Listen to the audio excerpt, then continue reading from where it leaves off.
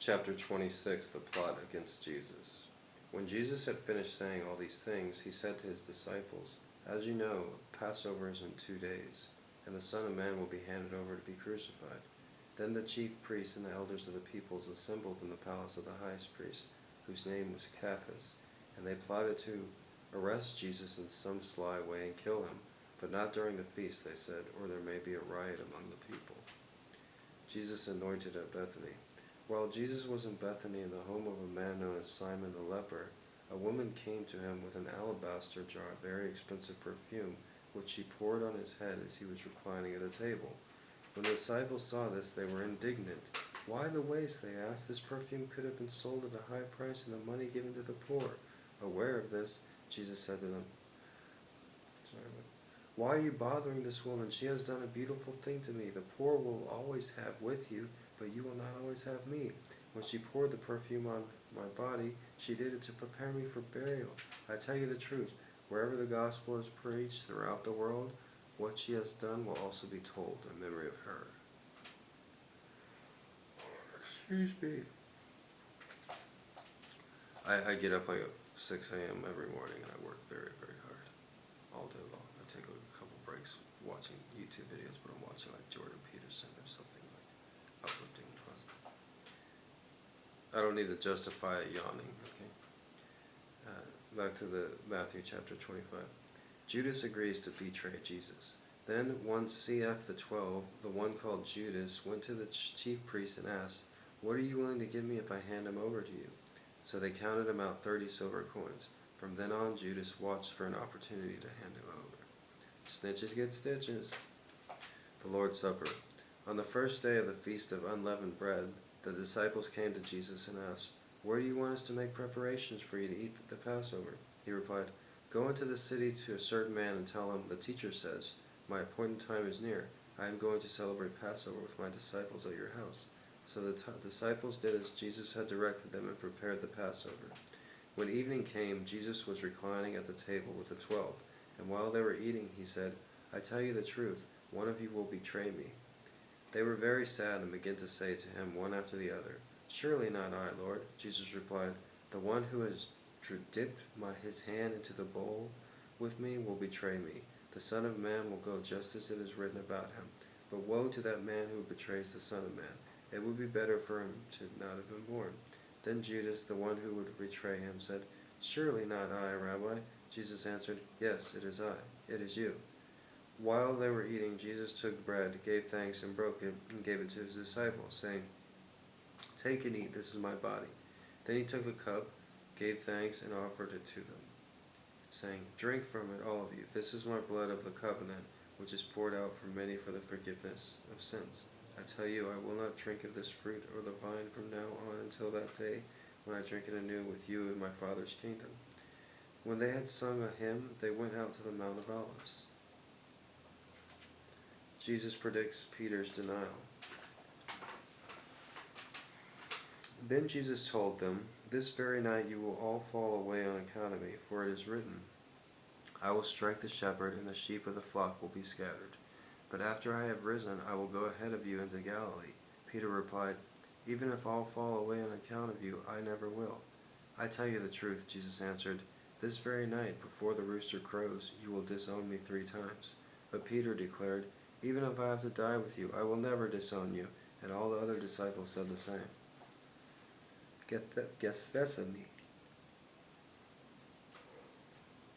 Then Jesus went with his disciples to a place called Gethsemane, and he said to them, "Sit here while I go over there and pray." He took Peter and the 2 sons of Zebedee along with him, and he began to be sorrowful and troubled. Then he said to them, "My soul is overwhelmed with sorrow to the point of death. Stay here and keep watch with me." Going a little further, he fell with his face to the ground and prayed, "My Father, if it is possible, may this cup be taken from me, yet not as I will, but as you will." Then he returned to the disciples and found them sleeping. "Could you men not keep watch for me in 1 hour?" he asked Peter. "Watch and pray so that you will not fall into temptation. The spirit is willing, but the body is weak." He went away a second time and prayed, "My Father, it is not possible for this cup to be taken away unless I drink it. May your will be done." When he came back, he again found them sleeping, because their eyes were so heavy.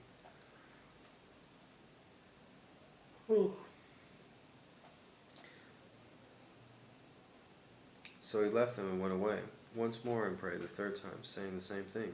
Then he returned to the disciples and said to them, Are you still sleeping and resting? Look, the hour is near, and the Son of Man is betrayed into the hands of sinners. Rise, let us go. Here comes my betrayer. Jesus arrested. While he was still speaking, Judas, one of the 12, arrived. With him was a large crowd armed with swords and clubs sent from the chief priests and the elders of the people. Now the betrayer had arranged a signal with them. This one I kiss is the man, arrest him.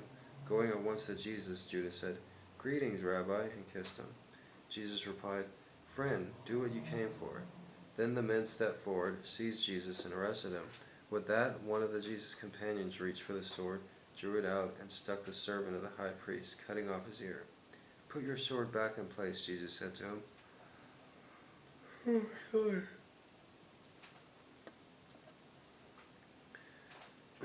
Excuse me. Okay, put your sword back in its place, Jesus said to him. For all who draw the sword will die by the sword. Do not think I cannot call on my Father, and he will at once put at my disposal more than 12 legions of angels. But how they would the scriptures be fulfilled that say it must happen this way. At that time Jesus said to the crowd, Am I leading a rebellion that you have come out with swords and clubs to capture me? Every day I sat in the temple courts teaching, and you did not arrest me.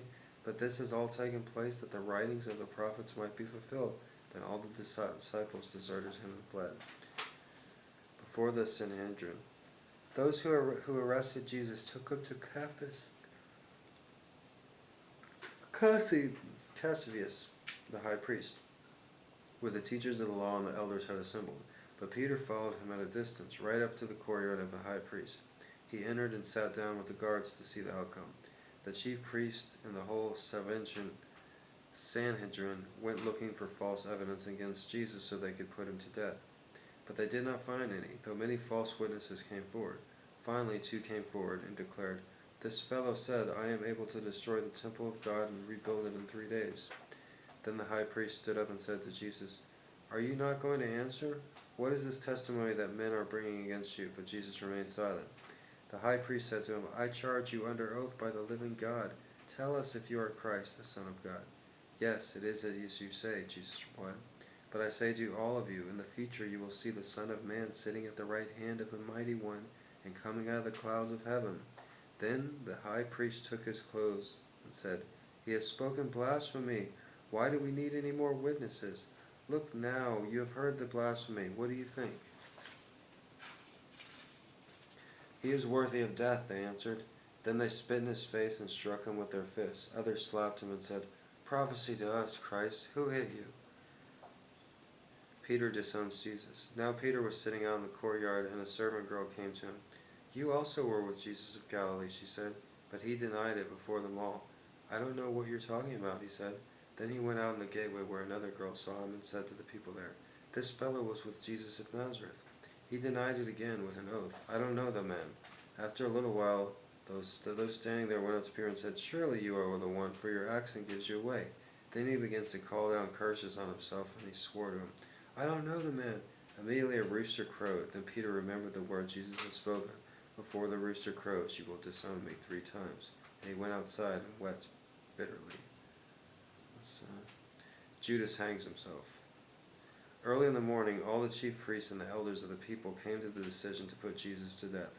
They bound him, led him away, and handed him over to Pilate, the governor.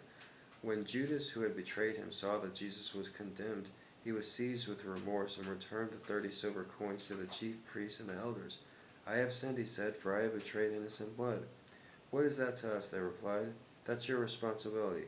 So Judas threw the money into the temple and left. Then he went away and hanged himself. The chief priest picked up the coins and said, It is against the law to put this into the treasury. I was reading ahead.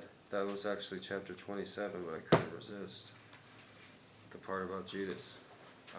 In the last book I read, The Catcher in the Rye, there's a part of the book where Holden Caulfield, he's a very cynical person, but he's not necessarily religious, but he does talk about the Bible and Jesus. And he says he likes to ask Catholics if they think Judas went to hell after killing himself. And he said every Catholic that he's asked has said yes, Judas definitely went to hell after killing himself. But then Holden says, as the narrator, the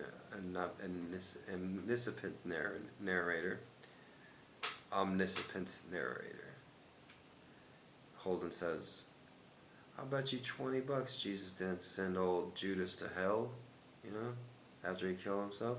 Jesus was one of the nicest guys. The disciples were always letting him down, you know. And it's not like he had the time to go around and find the best disciples. He just chose the 12 that were there. And Jesus was all about forgiveness. He would have forgiven Judas for hanging himself. And that's something I really enjoyed in the book, and something I always remember forever. And it's fitting that I read it a few days later in this Hawaiian Bible.